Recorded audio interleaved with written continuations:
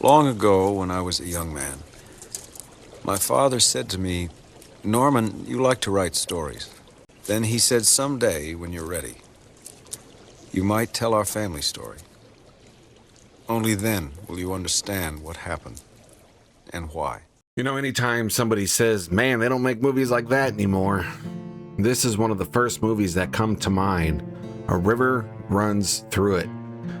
This is an amazing film based on a short story, and this is the film that introduced the world to a young Joseph Gordon-Levitt. Directed by Robert Redford, a classic cinematic drama. It's a period piece. It's the telling of somebody's crazy life story, and it's a piece of Americana. I'm writer-producer Trader Bubba, screenwriter extraordinaire, and this here's Cousin Emmy, and today we're here to talk about A River Runs Through It. This is BubbaTube.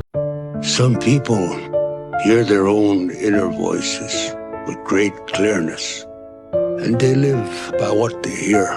How anybody could have thought she murdered that man is beyond me.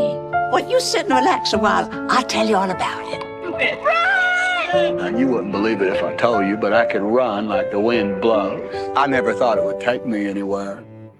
This is also a film that features a young Brad Pitt in one of his first leading roles.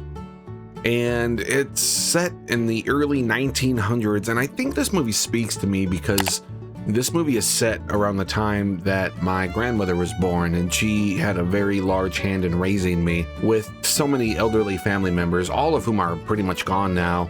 It's movies like this that really connect me to a feeling of what their life was like, especially something like this that, again, it's based on a short story, based on, you know, somebody's life events, and it's really a love letter to his brother. It's also a little sad because I feel like the audience just doesn't have the attention span to sit through a movie like this anymore. I'm not gonna rehash the whole plot or anything. It's a great movie, check it out, but I will say this.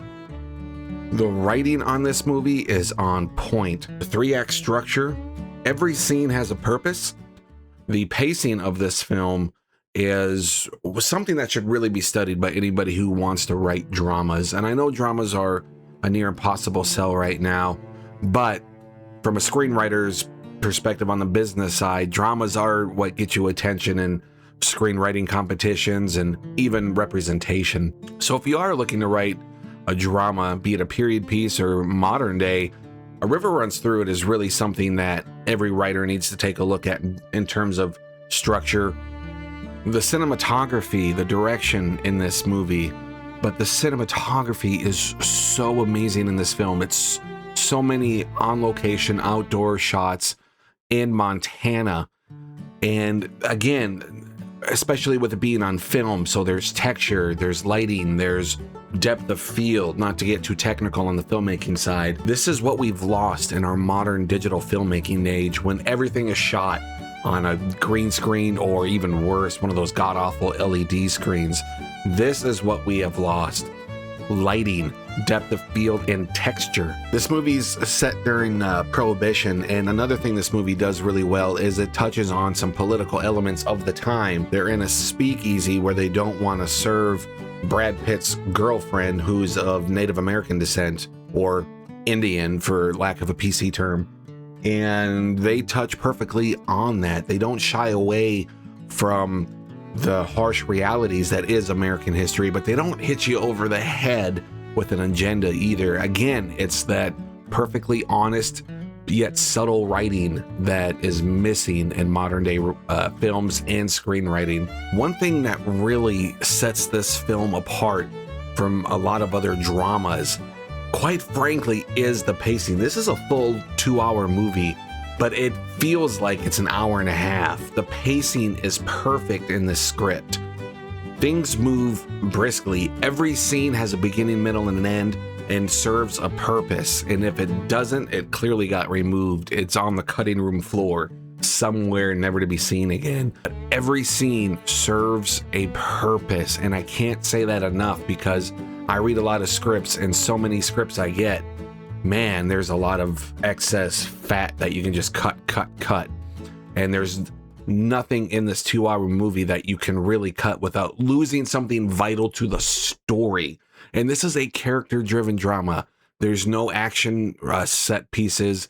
This is 100% character-driven, time and place drama. Another thing that really sets this film apart, especially when you haven't watched an actual film that was shot on film in a while, is the different looks throughout the different scenes. This feels like a shack, a dirty shack. You can see the smoke, the haze, the dust just floating around this dingy little place. And you just don't get that in digital cinema. You don't get the contrast of the lighting. This is a classic coming of age tale. The majority of the film is set when they're in their mid-20s. He's fresh out of college. He's returning home. His brother Brad Pitt is a little younger than him, so he's in his early 20s.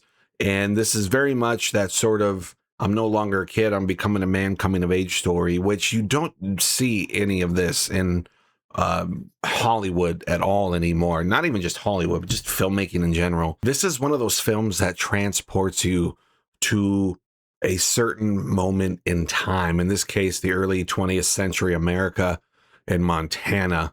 This is a great scene because this requires actual acting, not just looking pretty. There's really no dialogue as these characters are about to drive through this here tunnel on a railroad. And of course, the whole time you're worried, man, if a train comes, they're screwed. They're going to get hit. And as they're driving through this tunnel, it is nothing but pure tension with a hint of comedy. And it's all facial expressions. This is what real acting is. He has no dialogue to carry him. It's just him looking around, feeling relief. And then, and then the girl driving the car showing her little moment of, again, real acting. And these are all theater trained, actors, and no knock to modern day actors, but a YouTube channel and being pretty is only going to get you so far when it comes to having to actually, perform a scene. And then look at this beautiful, again, film, not digital film. Look at this gorgeous shot right here. Magic hour, as they call it. This is not something that you can really capture on digital, not without a lot of post-production work and color grading and all that stuff. Film, I miss it so much. Modern films, especially Netflix films, they all look so bland and crap. Look at this. Look at that. You're not going to get that on the digital camera without a crap ton of extra steps and additional work and an amazing DP. Look at the backlighting on her hair. I miss these films. And one of the things that really connected me with this movie is I'm from Minnesota. I'm from Minneapolis, so I'm a city boy. But man, going to our cabin in Wisconsin was a treat for me. And when I see movies like this, where it's just the beautiful open land, just you in nature, it makes me miss Wisconsin so bad. Now, this is obviously Montana, but it really makes me miss that time in Wisconsin. And that's one of the reasons I think I connected so heavily to this movie.